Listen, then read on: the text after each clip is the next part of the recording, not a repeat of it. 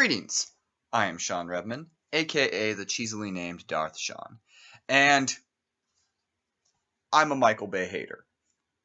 Honest truth, I don't like his films. I equate them to pulling teeth when sitting down and watching a Michael Bay film. However, I will say, Michael Bay did not make a terrible film. 13 hours. Now, if you've lived under a rock or haven't turned on the news in almost 3+ years, you may not know anything about Benghazi. Now, if you have turned on the news, you've heard every analyst, every political figure, everyone comment and talk about the events that happened on September 11th, 2012 in Benghazi. Now, I'm not really going to spend much time talking about the actual events as a whole, because the truth is what I'll say. We don't know with 100% certainty what happened on those days. There's so many unanswered questions in reality. There's so many things that we don't know about it happened. Now, everyone has their own theories, conspiracy theories, and thought process on it. But in all truth, we don't know all the information. So, when you approach a movie like this, that is based off a novel by Mitchell Zuckoff, trying to bring light to the events, there's a lot of hope that it will spend a lot of time trying to, give all sides of what may have happened here. And that is where 13 hours really falls short, in my opinion. I'll get to that a little more in the video later. But the truth of this is, it is easily Michael Bay's best film in a long time.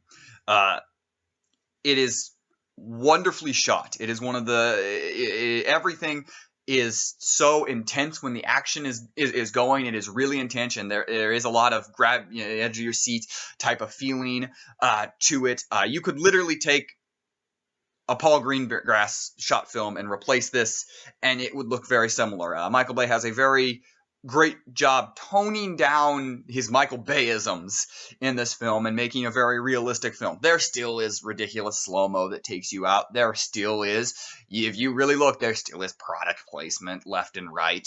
There still is random shots of the American flag that don't make a ton of sense sometimes, that Michael Bay loves to throw into his films. There's still really bad dialogue. There's still really bland characters. But there is a lot of really good filmmaking in this, and I want to really hit on that, because I am someone who has so often bashed Michael Bay that when he does actually put together a well-made film, I really want to highlight it. This is a well-shot, a well-edited, just everything about the cinematography, everything is well done, and that is something that really is actually a spectacle compared to what is always called a spectacle of a Michael Bay film. None of the action takes you out of it. Everything outside of some of the slow-mo scenes, but it all is well put together that you don't feel like, oh, this is just silly and fake. It does have a very edge of realism to it, which was very refreshing to see in a Michael Bay film. Now, as far as a war movie goes, it's pretty straightforward. This, I've seen it called a poor man's Black Hawk Down, and I think that's a very good description of it. It's a very generic war film. There are good guys who are Americans who have to take down the bad guys who really you don't know much about, you don't care about, you're just trying to kill them because they're bad guys.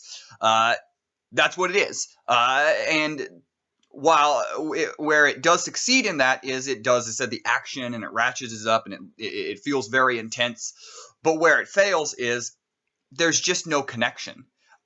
There's no development of any of the characters. All the characters are just straightforward. If they're the heroes, the American soldiers, then they are big, buff, strong men who just are going to fight whatever they need to fight, with not a whole lot of development. Sure, we get a little bit of backstory on John Krasinski's character. We get a little background on a couple here, but overall, it's just flat characters that are there to shoot bad guys. There's not a lot of development of their characters. They don't grow tremendous amounts. They're the same from beginning to end. And then you have the same bad guys. The bad guys are generic, non-white people who are attacking and killing the Americans. No, we don't know why.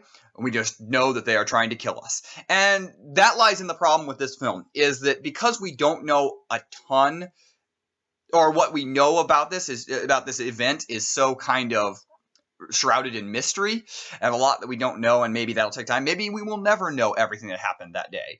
But what we don't know, so as far as a movie goes, thematically, if you're just telling the straightforward story, there's a lot that we don't know, and so it ends up just being good guy points gun at bad guy and fires. That's what it ends up being. And to some people, that's enjoyable. You know, to some people, especially if you are very pro-military, if you are very, excited to sit and watch America kick some ass, then you're going to really enjoy this film. This film is exactly made for you. If you're looking for a really good story, a really good plot, then this film is going to leave a lot to be desired. It is just what it is. It is a very basic film, and so that leaves a lot to me, who is looking for more of a story, more of characters, more of something to really be able to sink my teeth in and be able to understand. It leaves a lot to be desired. But also, even from the historical sense, is I feel like a film that gives you so many interesting characters that you want to go and research, and you want to go try to understand what actually happened. Because a film based on a true story is always going to take thematic elements. They're always going to expound on different things, especially if depending on what the belief system of the director or the people who wrote it or the people going forward, they're going to very much highlight what they are wanting to show. And so a lot of times, if you give me a good, rich character, then I'm interested to kind of figure out, okay, what actually happened. But you don't have that. You don't really have that interest to go research after this film, because it just feels a straightforward, good guys shooting the bad guys. Now, while the characters are fairly one-dimensional, they're flat, they're just not much to them, I do want to highlight John Krasinski. Because while he wasn't given a lot to do, as a whole, like, very straightforward character, he really does excel in this role. He really is quite good, despite having a flat character that you get some backstory, but you don't get a lot. He does get to some moments to really shine, where he gives just really great emotion, where he breaks down when somebody dies, or when he finds out about his about his family, his wife being pregnant. There's just great moments of emotion, and he does such a great job showing it on his face and just the way he reacts. And I really just want to highlight how great he actually was in this film, despite being given not great dialogue, despite being being given a one-dimensional character. He is able to still shine through it, and that was really impressive. And I think elevates the movie from being down to not being very good to actually being, average and above, because he is just really good. In the end, there is enjoyment to be had in 13 Hours, regardless of political affiliation or whatever your belief is in war and whatever is happening in the Middle East. There is still enjoyment to be had. There is still good action. And as far as a Michael Bay film goes, there is something to this and actually good filmmaking.